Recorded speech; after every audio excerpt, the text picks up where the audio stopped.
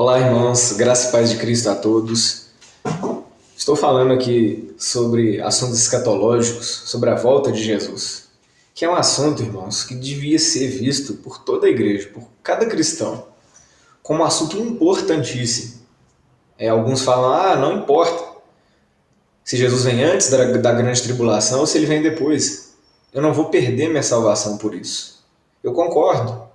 Se nós entendermos errado, nós não vamos perder a salvação por isso. Porém, a palavra de Deus fala que as coisas reveladas são para nós. Então, as revelações das Sagradas Escrituras devem sim ser estudadas por todos aqueles que amam o Senhor Jesus. E não somente por isso. A palavra de Deus fala que se a trombeta der som incerto, ninguém se prepara para a batalha. O atalaia, o vigia, que ficava sobre um lugar alto, observando se o exército inimigo aproximava, ele tinha dever, ele tinha obrigação de tocar a trombeta para o povo de Deus se preparar para a batalha. Nós somos os profetas do Senhor. Nós temos obrigação de alertar o povo de Deus que o anticristo ele surgirá, sim, antes da volta de Jesus. Porque a Bíblia está dizendo isso. E assim os irmãos eles vão poder se preparar melhor, aqueles que viverem nesses dias. Eles vão saber o que está acontecendo. Agora, se a trombeta der som incerto, se nós não alertarmos, se nós não avisarmos, muitos irmãos poderão sim, no tempo do anticristo, perder a salvação.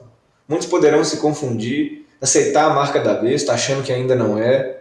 Afinal de contas, eles vão pensar assim, Jesus não arrebatou a igreja ainda. Então não é ainda a marca do anticristo, porque o anticristo vem depois da volta de Jesus. Esse pensamento está equivocado.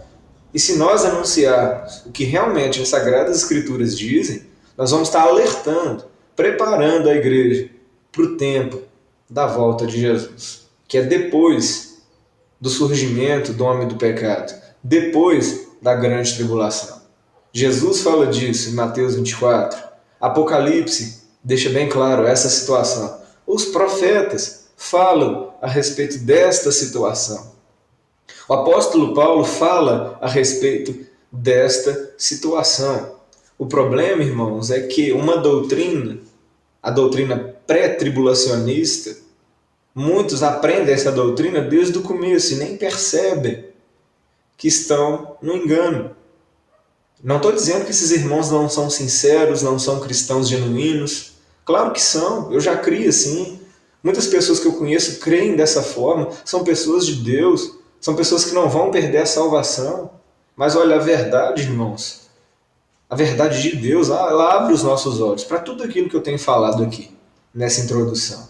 Então não tenha medo de aprender, de averiguar. A minha vontade é que Jesus viesse antes da grande tribulação. Lógico, ninguém quer passar por tribulação, por perseguição, por sofrimento, mas nós temos que entender que a nossa vontade não importa. A nossa vontade não vai mudar. Não que Deus não se preocupe conosco ou que Ele não nos ame, muito pelo contrário. Mas a nossa vontade ela não vai mudar aquilo que Deus determinou. As profecias estão aí e elas vão se cumprir. Um dos detalhes cruciais para nós entendermos que a igreja passa sim pela grande tribulação, lógico que não é só esse detalhe, é entender o que é a ira de Deus. Eu vou ler um texto aqui, um versículo, em 1 Tessalonicenses, capítulo 1, versículo 10, que diz assim, e esperar dos céus a seu Filho, a quem ressuscitou dos mortos, a saber Jesus, que nos livra da ira futura. Então, aqueles que creem dessa forma vão falar assim, olha, tá vendo? A ira futura não é para a igreja. Nós estamos esperando Jesus vir dos céus e vai nos livrar da ira futura, que é a grande tribulação. Porém, o anticristo perseguindo a igreja não é a ira futura. A ira futura é a ira de Deus. A ira futura é a ira de Deus. Deus está irado com o homem pecador, com o homem que não se sujeita à sua palavra. Só que Deus ama esse homem pecador.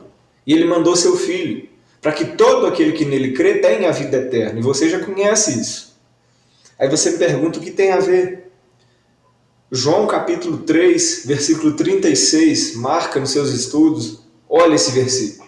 O mesmo versículo que fala de salvação, de fé. Olha o que ele fala no versículo 36 do Evangelho de João, capítulo 3. Aquele que crê no Filho tem a vida eterna. Então Deus amou o mundo para dar a vida eterna em quem crê no seu Filho.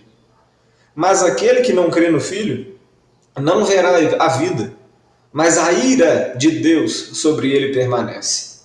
O apóstolo Pedro fala que a terra está guardada para o fogo. Então Deus, do mesmo jeito que ele irou com o ser humano nos tempos de Noé e veio o dilúvio, Deus está irado com o pecador, com o homem que não crê no seu Filho. E chegará um dia que essa ira de Deus estará na sua medida máxima. Aí Deus, essa terra está sendo reservada para o fogo. Aí virão novos céus e nova terra. Mas até lá, o apóstolo Pedro também fala, olha, alguns pensam que a vinda de Jesus está demorando, diz Pedro. Estou dizendo aqui com as minhas palavras. Porém, Deus é paciente, Ele é longânimo. Ainda que alguns pensem que está demorando, Deus está esperando que o máximo de pessoas se convertam. E no meio desse cenário, todas as profecias vão se cumprir. Porque aquilo que Deus falou, Jesus disse, céus e terras passarão, mas as minhas palavras não vão de passar.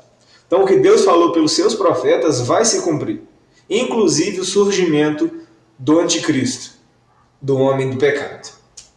Aqui em 2 Tessalonicenses, no capítulo 1, diz assim, no versículo 7, Paulo falando para a igreja, para a mesma igreja, que ele fala que Jesus voltará com alarido, que é gritaria, procurei no dicionário, alarido significa gritaria ou algazarra de guerra, aqueles acampamentos de exércitos nos tempos bíblicos, eles jubilavam, eles gritavam, por vários motivos, inclusive o grito da vitória. Então quando Jesus voltar para reinar, a volta de Jesus, vai haver alarido, não vai ser uma volta secreta.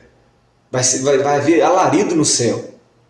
Ah, mas e na terra? Como vai ficar? Vai haver alarido no céu, mas e na terra? Nós vamos perceber. Olha só, versículo 7, de 1 Tessalonicenses, capítulo 1. E a vós que sois atribulados, eles estavam sendo atribulados, perseguidos. Descanso conosco. Quando se manifestar o Senhor Jesus desde o céu, está falando do mesmo assunto da primeira carta. Aqui é a segunda carta aos Tessalonicenses, capítulo 1, versículo 7. Está falando do mesmo assunto da primeira carta. A vós que sois atribulados, descanso conosco. Quando se manifestar o Senhor Jesus desde o céu, com os anjos do seu poder. Então os anjos vão ser manifestos com Jesus. Eles vão vir e vão recolher a igreja. Amém. Isso é verdade. Mas o momento é depois da tribulação. Olha só. Como labareda de fogo, tomando vingança dos que não conhecem a Deus. A ira de Deus. Deus vai interferir na terra quando a medida da ira estiver cheia.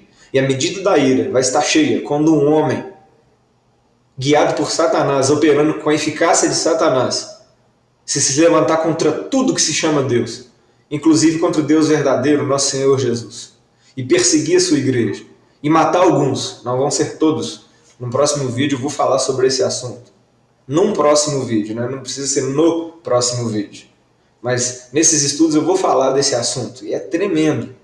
Aí olha só, para tomar vingança dos que não conhecem a Deus, e dos que não obedecem ao Evangelho do nosso Senhor Jesus Cristo. Então quando Jesus volta, é para tomar vingança. Não é escondido, só até na nuvem e depois sobe de novo. Olha só, os quais por castigo, versículo 9, padecerão eterna perdição, ante a face do Senhor e a glória do seu poder. A Bíblia diz que o anticristo vai ser destruído pelo resplendor da vinda de Jesus. Eu vou continuar num próximo vídeo. Deus abençoe os irmãos, em nome de Jesus.